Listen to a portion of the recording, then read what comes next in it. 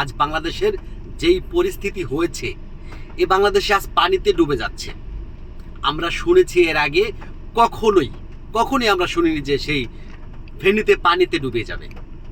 বিষয়টা আসলে অত্যন্ত দুঃখজনক বিষয়। আজ বাংলাদেশে সেই ফারাক্কা বাঁধ ছেড়ে দেওয়ার কারণে বাংলাদেশে আজ পানিবন্দী হয়েছেন লাখ লাখ মানুষ।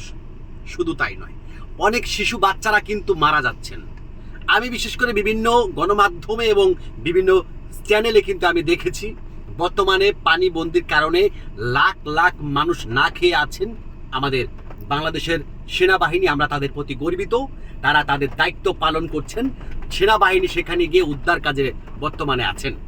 আমি অত্যন্ত দুঃখ ভরা ক্লান্ত মন নিয়ে আমি সকলকে একটি কথা বলতে চাই, আমরা যারা ইন্ডিয়া এবং বাংলাদেশকে ভাই ভাই মনে করি, এই ইন্ডিয়া ফারাক্কা বাঁধ ছেড়ে দেওয়ার কারণে আমাদের বাংলাদেশের পরিস্থিতি আজ এমন ভয়াবহ হয়েছে।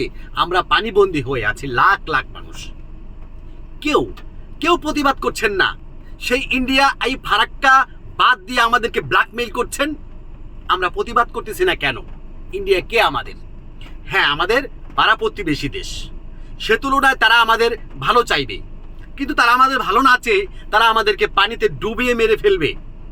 অত্যন্ত দুঃখজনক বিষয় হচ্ছে, আজ ইন্ডিয়া নাকি বলেছে বাংলাদেশের বাঁধ, ফারাক্কার বাঁধ তারা ছাড়েনি, এমনি বাঁধ ছুটে গেছে। আশ্চর্য বিষয়।